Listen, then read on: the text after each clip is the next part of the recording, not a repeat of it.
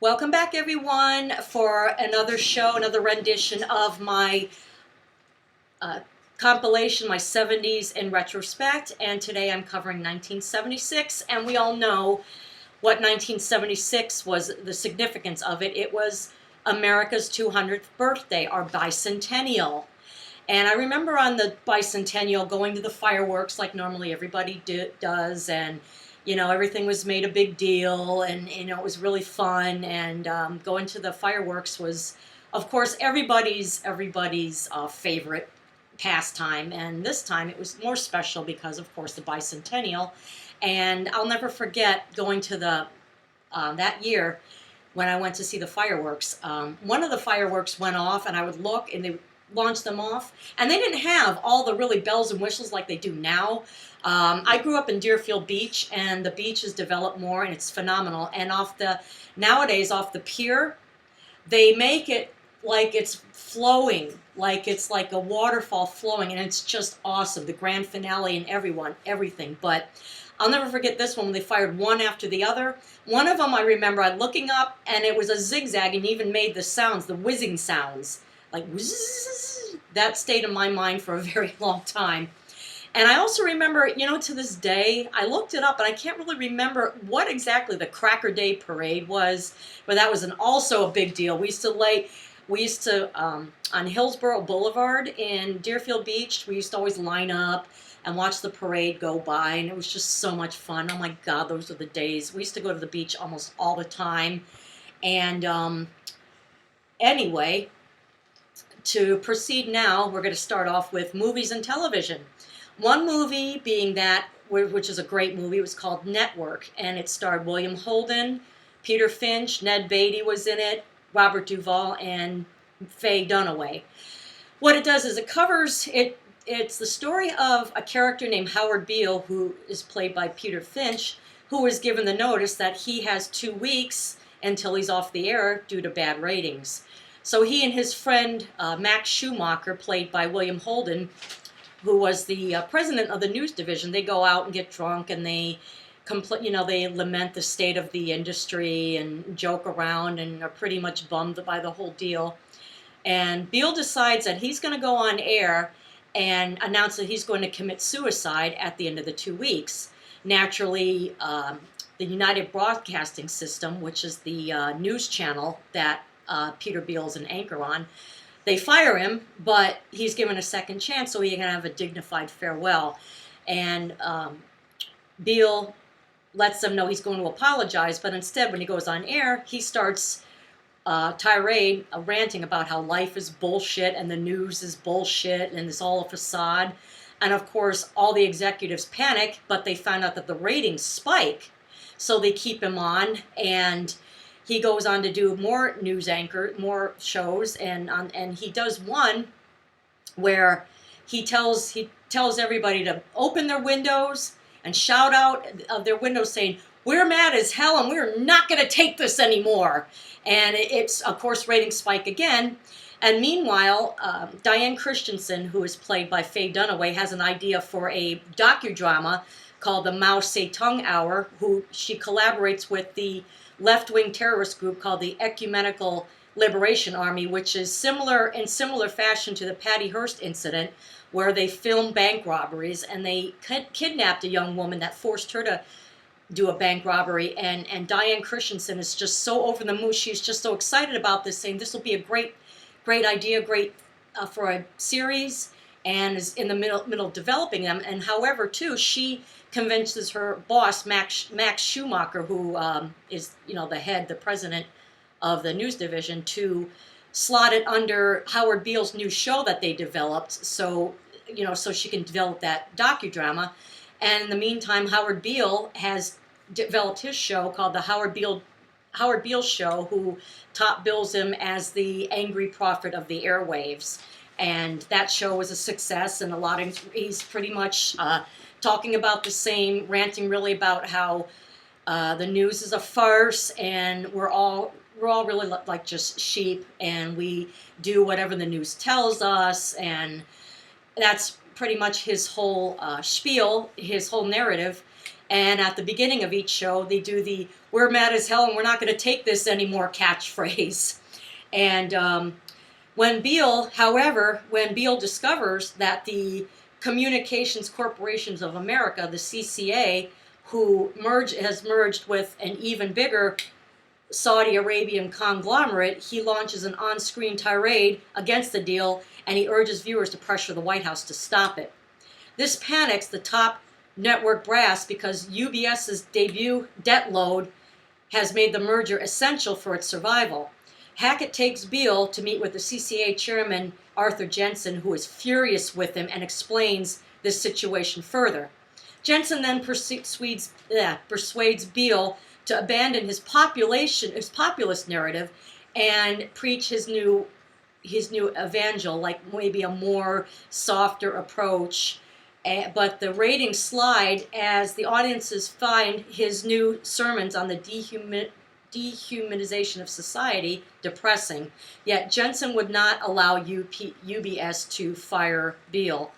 However, Christensen, Hackett, and the other executives, seeing the two for price of one chance, they decided to hire the Ecumenical Liberation Army to assassinate Beale on the air. And the assassination takes place and succeeds, putting an end to the Howard Beale Show and kicking off a second season of the Mao Zedong Hour. And really, that's really an extreme way to step on somebody's toes to get to the top. And there really is no such thing as bad publicity. It's a shame how people, how it really is. I mean, it's all cutthroat. I mean, it's dog eat dog, and pretty much with every business, and it's really a sad thing. I mean, all this, and firing and hiring and firing, and they decide to assassinate him on air. But anyway, if you haven't seen it, please check it out. It's a great movie, and it was released at the end of 1976, and it won 4 Academy Awards, and the Library of Congress chose it as a part of their archives. I really couldn't remember. I didn't read much of it, but because it explains a lot of really, it's aesthetically, it just fits in with, just watch the movie. That's about all I can say. But another movie, actually it was a TV series, a drama, and it stars Sally Field, who they couldn't get a better person to play this character, and it's a movie called Sybil. Actually, it was a TV series, and we've all heard of Sybil, the book, and it was about a woman with 17 different personalities. And I've read somewhere that it was all lies, that this woman, the real Sybil, whose name was Shirley Hanson, or Shirley Mason was her real name. But evidently, a lot of it really, it came to be true that this poor girl was abused by her mother, who was a schizophrenic, and her father turned a blind eye, which is really sad. He, of course, was the more caring parent in some aspect, but he also turned a blind eye, and he couldn't see where her black eyes, her fractured larynx. I mean, this mother did so much to her. It is just sickening, and it saddens me. The poor girl was 3 years old, going through a lot, and the dad just turned a blind eye, and the family doctor, the pediatrician, I mean, he didn't find it odd that this was going on, and all this trauma and abuse it became part of Sybil's survival. A lot of how she dealt with life, and how she'd have blackouts, and then come to find, when she visits her psychiatrist, Dr. Cornelia Wilbur, turns out that all of these different personalities emerge. They even have 2 male personalities. They have a baby. They have an angry young girl, one that's suicidal, one that's afraid of Catholics, and another one who plays like a mother or a grandmother figure. A whole bunch of different, and it's a really, really good series, and the book is really good as well. And Sally Field does a really phenomenal job in this movie series. And the best-selling book, it was in 1973 by Flora Rita Schreiber, and the movie came out, and the same time Network came out was in November of '76. And also, you can find that I saw it. I think I saw it somewhere. I couldn't find the full movie on YouTube to watch or on Amazon. I can't remember where I found it, but yeah, I was able to watch it again. It's one of my favorites. And another funny movie that I saw really for the first time a few years ago was a movie called Car Wash. That is a really funny. It's hilarious. Richard Pryor is in it, and of course George Carlin is in it, and the Pointer Sisters play a role as the Wilson sisters, and they do a song and dance. They do a song called "You've Got to Believe," and that's a really that the soundtrack is just mind. I love a lot of old '70s funk, some of the R&B, I'm really really into funk, and a lot of '70s disco, and of course a lot of the rock. I mean, I'm a true '70s music fan. And a lot of new bands nowadays have the psychedelic '70s feeling to it, and I really like. There's bands called Big Boss Man and Monophonics are two of those bands that follow in that tradition, and they're really great bands. Anyway, the soundtrack is awesome. One of the really great songs on it. It's a 10-minute called Sunrise, and it's a continuous drum loop and guitar riff. It's just mesmerizing. And another, well, we all know the song "Car Wash" that was released and was the #1 hit. But after that, why they released this as a single, I'll never know because it's really depressing. But it's a really good song. It's called "I'm Going Down," and it was released in June of 1977. And I listened to it when I was a kid, I remember, and I'm listening to it, and I'm like, this is really, really, I mean, it brings you down. I mean, so is the title, and it only made it to number 70. And if you haven't heard the song before, check it out, because there's a part in the middle where she's crying, and she's saying, "Oh, baby," over and over again, because she misses him, and near the end, I mean, you can feel the pain, the lead singer, Gwen Dickey, you can just feel the emotion in her voice, and it's a phenomenal song. But it's hard to forget. It is really, really, it's very depressing. And there was a book written by it was a compilation book by a author called Tom Reynolds. He used to be a DJ. He did this compilation of the most depressing songs, and I'm surprised that one wasn't picked, because it tells, of course, a tale of a woman who can't stand the fact that her man has left her. And it's just very, oh man, it just kind of brings down. And I'm listening and I'm going, as a kid, I mean, I couldn't bear listening to it. It was awful for me.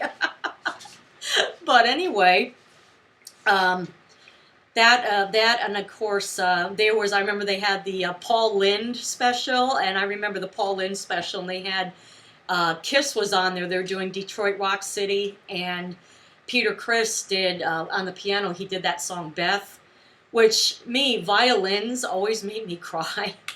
And I heard that when I was a kid. I heard it, and it would just like bawl my eyes out here listening to it. And let me tell you, it's a curse being sensitive. It is just an absolute curse. Anyway. Oh, and another TV series, another kids' TV series, which I look back and I think, oh my God. It was called The Croft Super Show by Sid and Marty Croft, and we all know who they are. They started off Lidsville, Sigmund and the Sea Monsters, HR Puffin Stuff, and come on, tell me that wasn't drug related. Puffin Stuff, I mean, and what's the name of it? Witchy Poo, and the whole thing, like Lidsville. I mean, back then people said, "Hey, you want to score a lid, like a lid of pot?" I mean, come on. Oh no, those were drug related. Yeah, I think we know better. We're not that naive. And other television series, the one started was Charlie's Angels. And of course, I tried to get my fair due, but as you can see, it didn't work. Because I'd like to get it done again, but my hair refuses to grow. So I'm afraid it'll cut it all off. But I tried again today, and everyone, I mean, that do, oh my God, it was just the the Farrah Fawcett foxy look, and that along with the t-shirts, tight t-shirts, and bell-bottom jeans, and of course the platforms and the big earrings. Oh man, I tell you, the '70s, were my decade, and that's why I used to watch the '70s show religiously, and then for some reason I just stopped. I didn't listen. I didn't watch it until the end. I have no idea why, but when it first came out, my daughter was a month and a half. Yep, and the very first episode was August 23rd, 1998, and I watched it religiously, and I thought it was going to be one of these fluke, like, oh, that's never going to take off, and boy, was I wrong, and boy, was I pleasantly surprised. But we all know Charlie's Angels, women who, three lady cops undercover, and yeah, they were all known for, the sexy women, and I know poor Kate Jackson always gets a bad rap. I mean, but actually, um, I liked. I think the prettiest one. I think, of course, it was Farrah Fawcett, but I thought Jacqueline Smith was a real looker. And I remember my uncle was asked by my mom, "Who's your favorite angel?" And he says, "Oh, Jacqueline Smith."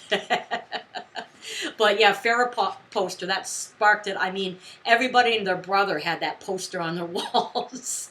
And it's so funny. I mean, you think back and I'm like, I mean, the '70s were just wonderful. And moving on to music, a lot of good albums, a lot of good music in the 1976. First of all, there was Heart's debut album. They were from Washington too. I'm not too sure if it was Seattle, and then they lived in Vancouver, Canada. They were there, and they cut their first album, and it was called Dreamboat Annie. And they were billed at like the first female heavy metal, well, not a female band, but they fronted the band like a heavy metal kind of in the Led Zeppelin tradition, like that single Magic Man. It was an epic song, and it was just very enchanting, I mean, it just, every time I heard it, it reminds me, it was a hot summer and like July and August, and my mom and I and my aunt, we used to always go to the swap shop here in Fort Lauderdale back when, it was all nice, everything was outdoors, and it wasn't like a third world country like it is now, but I still shop there sometimes, guilty. And you go there, my mom and my aunt would get bundles and bundles and bagfuls of clothes, and that reminds me of those days. And that was a big album. And another one was the debut of Boston, which was headed by Tom Schultz, who was an MIT graduate and was known to be a perfectionist in the studio. And it took, after when the first album was released in August of 1976, and More Than a Feeling went to number 5. That's another song. That's one song I never ever get tired of listening to, and I'm going to cover that near the end of the show about songs that I don't mind listening to over and over again. And that was, I mean, overproduced, but you listen to it loud, and I'm sure a lot of people bonged up to this album in their vans. Remember the vans with the bed in the back? And oh, they were so risque, because God forbid, parents' daughters went out with their boyfriends and they had the vans. Oh boy. But yeah, it's as overrated as it is and overproduced, it's still a good album. And oops, sorry. And Tom Schultz was just such a perfectionist that their next album, which came out in 1978, which I'll cover, called Don't Look Back, it took them 6 years before they released Third Stage in 1986. And pardon me if there are any Third Stage fans out there, but I'm sorry. The album was just, to me, it was just terrible. I mean, it was just bland. And I actually listened to some of the songs that came out in another late CD, and Brad Delp left. It was called Walk On. It was a different lead singer, and sure, it's not Brad Delp, but the music I heard is pretty good. Actually pretty good. I was really surprised. But that was one of the top debuts of 1976. And another one was Peter Frampton's Frampton Comes Alive, which was one of the biggest selling live albums of the music era. And Peter Frampton, I don't think too many people knew who he was. He was in a band called Humble Pie, which was a good band, but I never really got into him. And then he released a lot of solo albums, which, there were some good albums that he released, and a lot of the songs were done on the live album. But that was the first time, of course, I heard of Peter Frampton was through the live album. That's probably the first most people through. And of course, it was groundbreaking. I mean, I had the album myself. It was a two-album set, and the song "Do You Feel Like We Do" it was like what 15 minutes long. And my mom, wouldn't listen to it. I would listen to it when I had my little transistor, well, like this little radio I got for Christmas in 1975, and I played the crap out of that thing. It was a little, oh my God, it was like a box like this, and I listened to it all the time. But my mom, we're in the car in our 1970 Bonneville station wagon. It would come on. My mom would change the channel, listen to a song, change again. It's still on, like about 3 or 4 times, and it's like it's still on. Oh my God. And so, yeah, that was another big selling album. And another album, which was really their sleeper album, was Fleetwood Mac's eponymous album, which introduced Lindsey Buckingham and Stevie Nicks. Prior to that, Fleetwood Mac had been mostly a blues band with Peter Green and Jeremy Spencer at the helm. And, each incarnation of Fleetwood Mac was really good. And when they brought Bob Welch on, it was more an ethereal sound. And the album, their albums, Future Games, and I think there was Bare Trees. I didn't listen to Penguin, but a good one that Bob Welch was in, check out Fleetwood Mac. It was from 1973 called Mystery to Me. Then they did one more album with Bob. Bob Welch was in quite a few of their albums, but then in 1975 they brought on Lindsey and Stevie, and they recorded their eponymous debut album, which was released in August of '75. And there were singles from that album called "Over My Head," "Rhiannon." Those two top songs, and actually it took a long time. It finally gained momentum, and then it finally went to #1 in September of 1976, a little past a year after it was released. It was the sleeper album. And then, of course, I'll cover their next album. We all know what the name is, and I will cover it on my 1977 show. And let's see. Other songs, other songs of that era were one of my favorites from Chicago called "If You Leave Me Now." Very breezy. It reminds me of actually a day like today, where it's actually kind of cloudy and kind of cool, but it sets a really good tone. And it reminds me of me being starting third grade, and in my school, Deerfield Elementary. Luckily, unfortunately, they tore down some of the buildings. They remodeled them, but they kept the old schoolhouse that was built in the 1920s because the Deerfield Beach Historical Society wanted it up. And I had my classroom up there in the upstairs, and it had like a wooden floor, and you can tell it was right from the 1920s. And that song reminds me of that. It just was a phenomenal time for me in that schoolhouse. And it was a very good time. Third grade, 1976 was a wonderful year for me. A lot of memories. I remember I had a crush on a boy named Bradley Cambridge.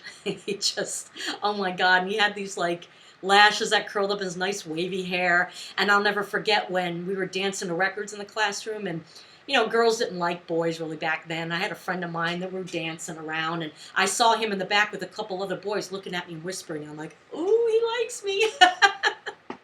And another song which was really, it went to #1 too, and it was really banal, of course, and just flew, "Disco Duck."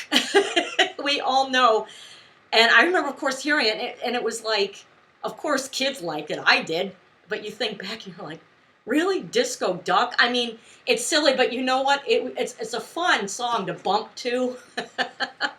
I think back, and it's just, like I said, there's so many sweet memories of 1976. But another time, and another discussion, another new form of music that was coming to the forefront in 1976 was punk. And two of the top punk bands were the Runaways and the Ramones. The Runaways were an all-girl punk group who really, I thought they were phenomenal. Their first album really rocked. And Cherie Currie was the lead singer, and Joan Jett, was the guitar player. There was Lita Ford, who was the bass. Oh, no, Lita Ford was the guitar player. Joan Jett was the rhythm guitarist. Who was on bass? Jackie Fox, and Sandy West was on drums. And they all their song Cherry Bomb was what really put them on the map. And in no, it was 2010, there was a movie called The Runaways, which I saw, which really was really well documented. And Dakota Fanning, who was played Cherie Curry's role, and Joan Jett, who played Kristen Stewart, who played Joan Jett's role. I mean, you couldn't have picked better actresses to play that. I mean, they did really, really well. And the movie was wonderful, and the soundtrack is really good too as well. The Ramones were another punk band that released their debut album. They weren't so much punk as, like, they were rock and roll. They were still kind of rock, but they kind of had the one, the 3-chord or like the 1 chord. And Johnny Cummings or Johnny Ramone would do this, kind of similar to a lot of rock, heavy metal bands. And that my husband's a fan of the Ramones, and I listen to a lot of stuff too when he puts it in the CD player, and they were a pretty good punk band as well. And then the Sex Pistols emerged, and they released their debut album in 1977, Never Mind the Bollocks, Here's the Sex Pistols. And I'll be covering the Sex Pistols in my 1977 video next week.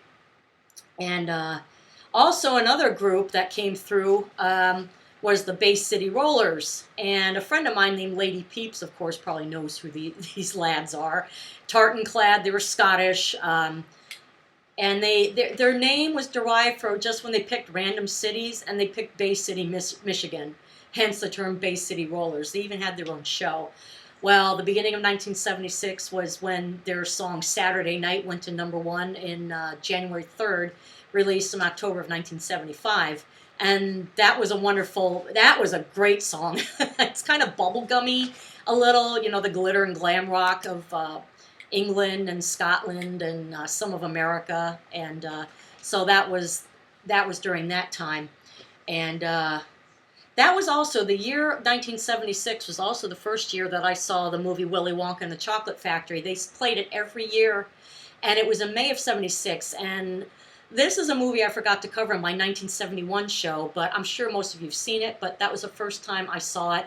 And of course, every year I had to see it. Heck, I even watched it a few years ago just myself because it's just really a great movie. It's like a dark child. It's really, it's like really not just for kids, it's for adults, but it teaches a lesson, but it's kind of dark and kind of a morbid narrative, and it kind of when I watched it kind of bothered me first with that fat kid coming through the tube, and you're like, how does he breathe?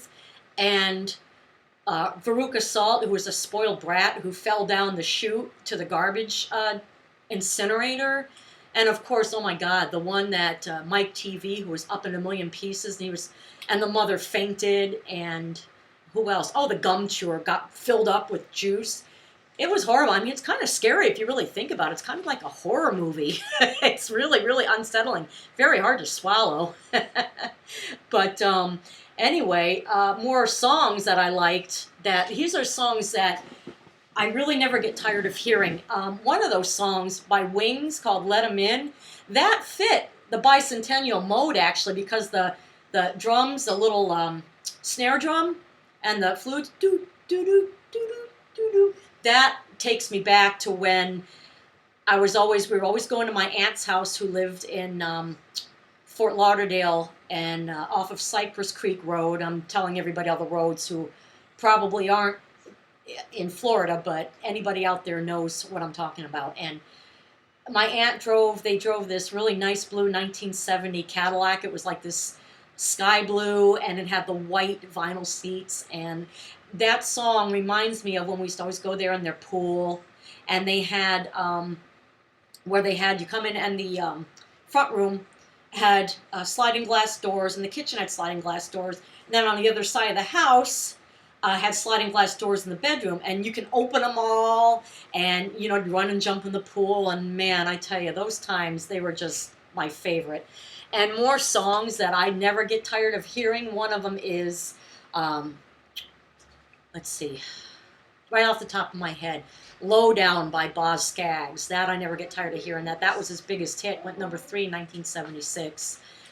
Disco, kind of jazz fusion one of the best songs of 1976. And other more songs that I like from that era were Tonight's the Night by Rod Stewart. That's a wonderful tune. Daz, a song by a band called Brick, who was a disco jazz funk band. And it was called Daz for like disco jazz, um, which was together. When that song Daz, it's really, I don't know, it's kind of a dumb, not too many people would know if I mentioned it to them, but if you heard it, you'd know. In the beginning, the breakdown where they do the flute, and then the bass comes in, and then the guitar. You have to listen to the song. It's called Daz, D-A-Z-Z. That was a really great, one of my favorites, and I never get tired of hearing that either. And of course, Magic Man by Heart, Do You Feel Like We Do by Peter Frampton, I never get tired of hearing. Or I never get tired of hearing his other songs from that, Show Me the Way and uh, Baby I Love Your Way. And Baby I Love Your Way, that I remember that was playing. There was a mall that was open called Pompano Fashion Square, and that's when it was Pompano Fashion Square. Now it's Pompano City Center. So yeah, you can imagine. But anyway, it was huge. You'd walk in, and there's this huge water fountain with a big cast iron, like a wrought iron, huge fish, and up in the ceiling, there's this huge chandelier that hung over it, and it was the place to go shopping. And one time they had out like all these tables where they were selling jeans and shirts and all this stuff. They're outside the stores doing that, and the radio, the stereo was blaring Baby I Love Your Way. And I can just remember the women with their nice hair, like this, and they had the really nice blouses. They had long sleeve. I had a long sleeve blouse like that I bought years ago that I don't have anymore. Of course, it was too small, that I bought from Wet Seal, and it was like kind of blue, like light blue and tan, and I had these really nice bell bottoms that came up to here and buckled, and I had clogs.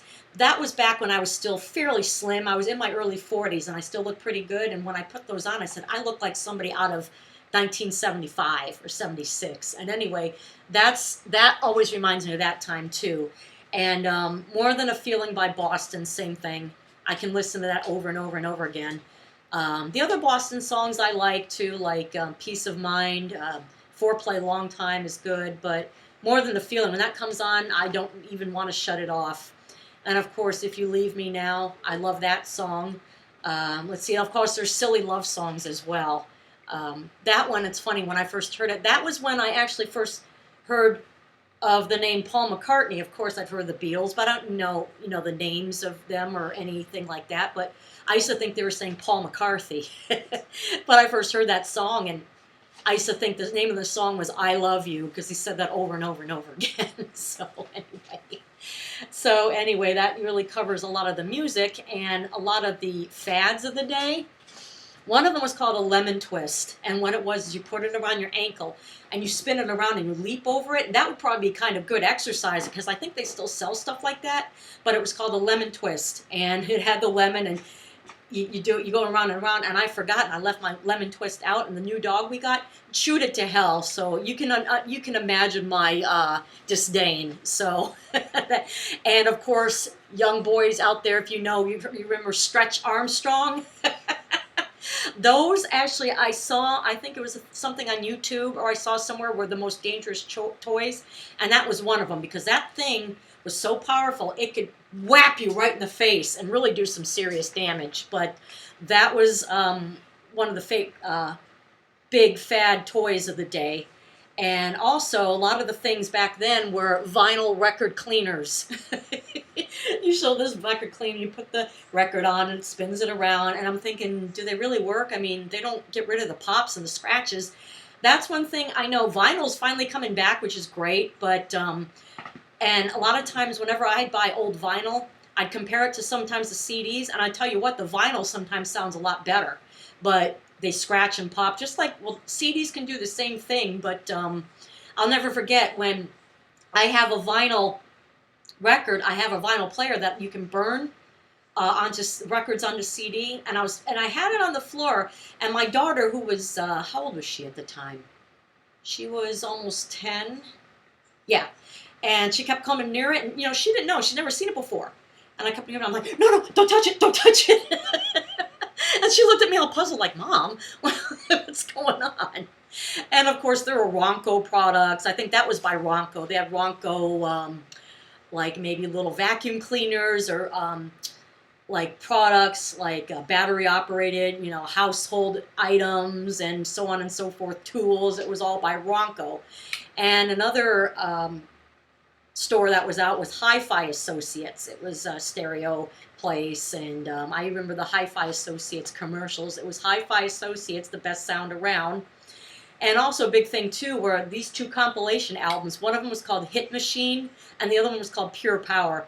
We loved them growing up. They had the songs there. There was Disco Duck. There was, of course, Shake Your Booty by Casey and the Sunshine Band. And I remember Shake Your Booty. I remember listening to that when we were driving down, and my aunt, I told you that blue Cadillac, we're heading down to this big old mansion, Italian mansion that was built in 1916. It's called Vizcaya, and it's in Miami. We were driving down there, and when the back seat, and that song was on, and I remember looking out, and it was raining, and the streaks of lightning came down. And every time I hear "Shake Your Booty," that's what I think of. And let's see what else there is to cover. Anything else that I can think of? But the music, the Bicentennial was a good time, and a lot of the shows. Of course, you had the $6 Million Man and the Bionic Woman, and there was also this really cheesy kids show called the Croft Super Show. Did I even cover that? Oh, great. Oh, man, I went out in a tangent. I'm so sorry. I was about to get rid of that, and I got totally off track. But anyway, the Croft Super Show was by Sid and Marty Krofft, and the gang was called Captain Cool and the Kongs. And they had the Captain Cool.